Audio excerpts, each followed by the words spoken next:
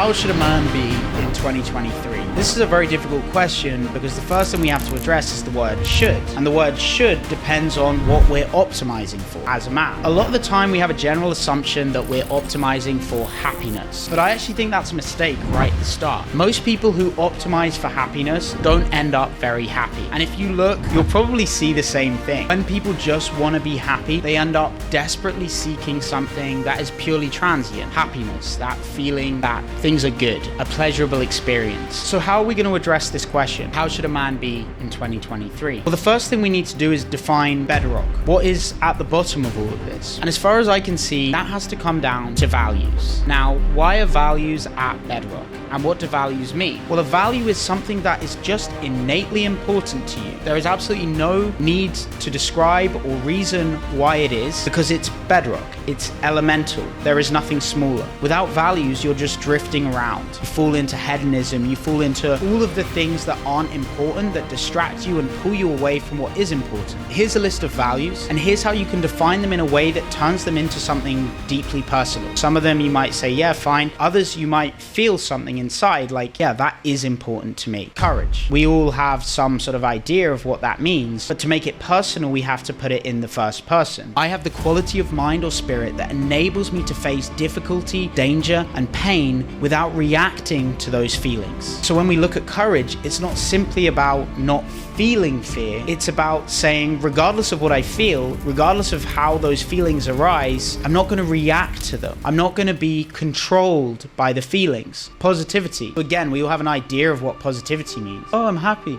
Things are good. It's not as simple as that, right? When we actually look at the word, define it personally, put it in the first person, I am predisposed to take an optimistic view of events or conditions, confident in favorable outcomes. It turns positivity into something you do and not something you simply are as a status quo. To be positive isn't as simple as just being a positive person. You have to act positivity into your reality. Leadership. You thought leadership is being a leader, but making it personal, giving it the actual gravity and the personal application to your own life that it needs, I willingly adopt the responsibility to guide or direct the actions of an individual or group when required or favorable to do so. So when we unpack leadership a little more, it's not about you're in a group and they're deciding which restaurant to go to and you want to be a leader, so you say we're going to this restaurant when required or favorable to do so. Leadership is also about leaving the role of leader to someone else when required or favorable to do so. If you're in a group and someone else has a better opportunity to lead the group in the right direction than you, the leadership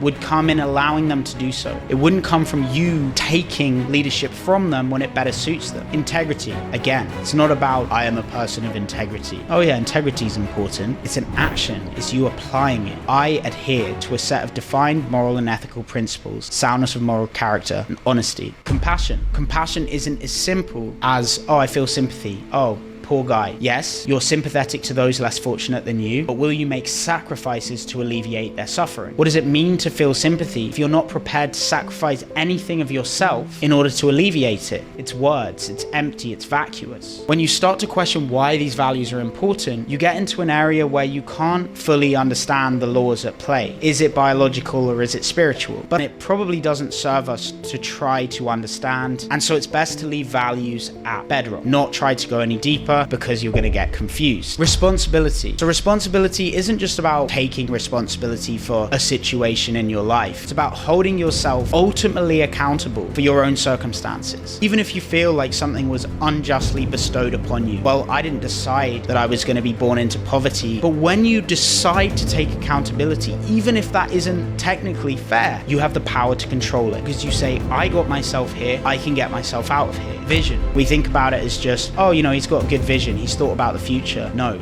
Create vivid mental images and models of future circumstances, both desirable and undesirable, so that you can aim for or away from their eventuality. It's about future sighting yourself. It's about putting yourself in the future, seeing the best case and seeing the worst case, and going towards one and away from the other. It's about deeply strategizing for the future by using your mind to create the image and understand the patterns that are going to take you towards the good and away from the bad. Finally, perspicacity. Perspicacity. I am highly perceptive and tend to understand nuances and patterns throughout the world around me. I walk through the world with my eyes open. Perceptive and understanding nuances and patterns. Not just noticing what's going on around you, but noticing the trends. Noticing when one thing happens in one realm of your life, where would that happen in another area? Where are the patterns across domains, across your wealth, health, and your love?